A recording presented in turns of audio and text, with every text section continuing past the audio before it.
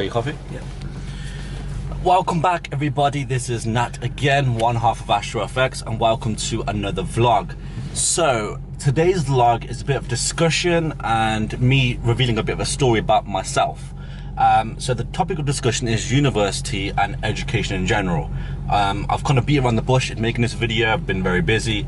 So whilst my friend's with me, you're gonna come on a drive and I'll kind of tell you a little bit about my story in how I end up going to university but ended up not finishing it. So let's go back to, well, you can drive and I'll talk. So let's go back to when I was in secondary school. And one thing that people might not think about me is that I've always been a C/D student in terms of exams. So when I was at secondary school, it just wasn't for me. And you know, a lot of people know, whether it's from them, they're book smart. That wasn't me.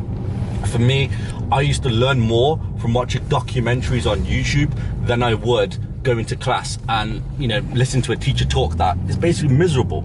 You know, for me, the teachers at schools, you know, in this generation especially, are basically underpaid and overworked. And you know, for me, if I'm going to learn something like business, I want to learn from someone that's had a business, not someone that's paid £7 or £8 an hour just to kind of regurgitate information to you.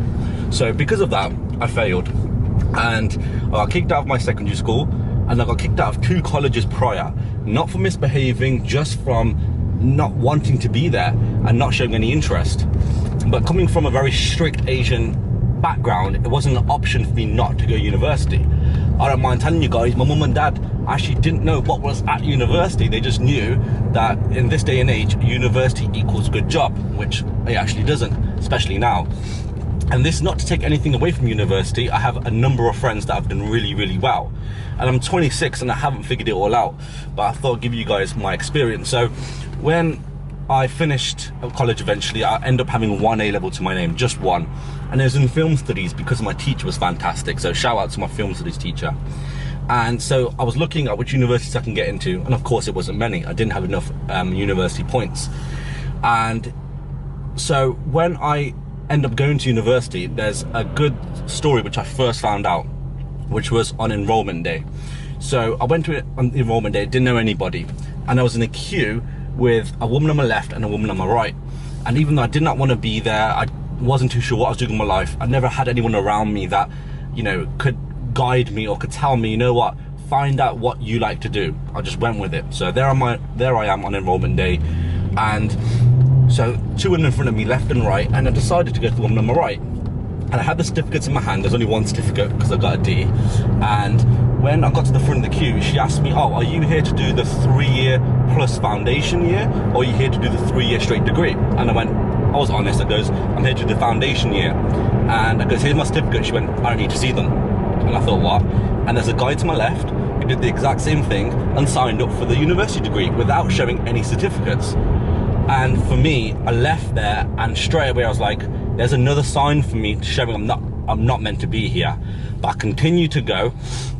And what I'm gonna do, I'm gonna stop the video just here, and I'm actually gonna finish the story, the main part of the story, at my university, because today I'm going to have lunch with one of my friends that I used to go to university with, and I thought it's perfect thing for me to do is show you exactly where I was about 6 years ago. So let's go there now, and then we'll finish the story off. So guys, after a bit of a long drive, we've just came to my university, and I want to park exactly outside to a place where I was back in 2010. So about 6 years ago, I was in this very spot. And as you can see, the university is behind me. So again, finish up the story where I was before. I got into university with very poor grades, and I wasn't too sure about what my future had in front of me, and I enrolled in international business. And very, very soon after going to my first few classes, the first few lectures, I could see the same pattern happening again. It was, you know, no one's actually trying to help you figure out what you want to be. No one's trying to give you ideas. No one's trying to be creative. No one's trying to guide you on a path that's different than everyone else's. And what I mean by that is university is teaching you how to become an employee. And that's not that's not what I wanted to be. So after realizing, okay, again, university is how good are you at exams, not how creative can you be, not how many brilliant ideas have you got. And so that I could tell from, you know, a first few months that it wasn't for me, but I continued to go, continued to give it a chance. And some of it might have been due to peer pressure, because a lot of the people, you know, my family and especially my friends, they're at university as well. They might have been, you know, in their second or third year, but they're in university. So I thought, you know what, I can't fall behind, and there's that fear of falling behind. So I continued to go, and after a little while I realized I had to really take education in my own hands. And by that, you know, when I did have some time free, I used to, you know, be in my, you know, university, like, you know, halls or dorm room, whatever you want to call it, and I was researching about different ways to make money. And, you know, I was talking to people, I was trying to place myself in situations in which I can find a way out. And after a good few months, I remember I came across trading. Now, trading was something that showed me that I could make money from anywhere I wanted, and the more effort that I put in is the better results I get. And when I compared that to what I was doing at university, I could be the smartest person in the class, or I could be barely getting by. And by the end of it, you know, it depends on really on who you know most of the time, unfortunately. And it depends on how good you do in a certain interview and how good you do in an exam. You know, it doesn't actually test your general knowledge.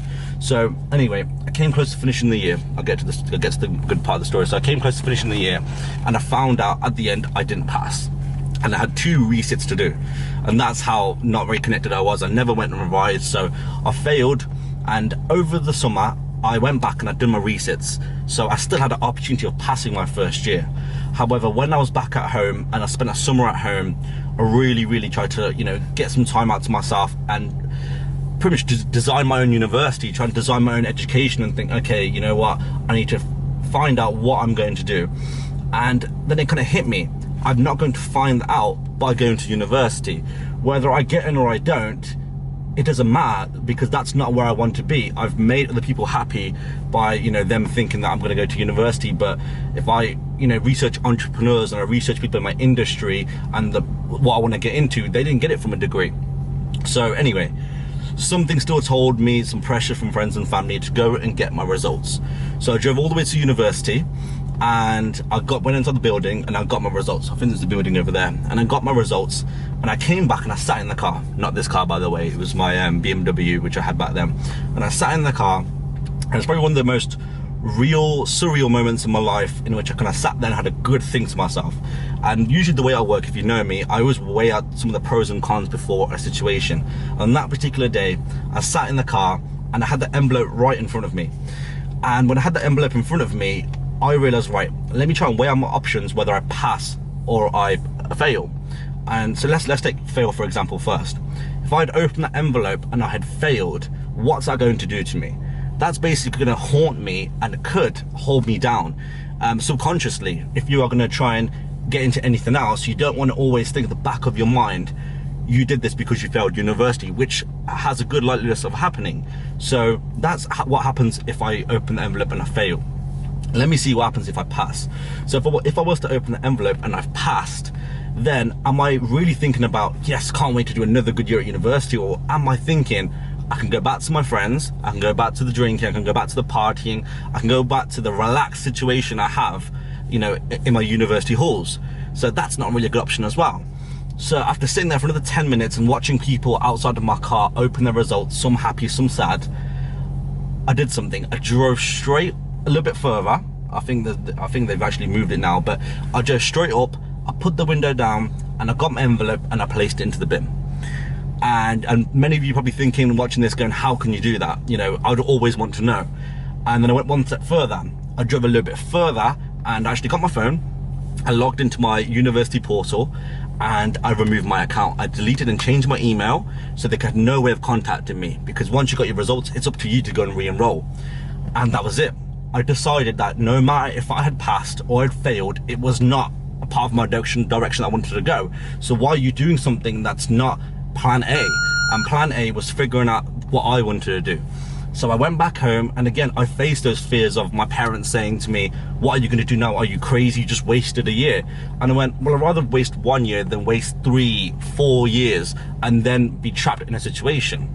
So that's what I did back then, and that's just me weighing out, okay, option number one, option number two, you know what, none of them are going to help me go forward. So, you know, there's a quote which I kind of heard off a person called Mark Twain, and it was something like, I have never let schooling interfere with my education. So if you think about that for a second, I have never let schooling interfere with my education.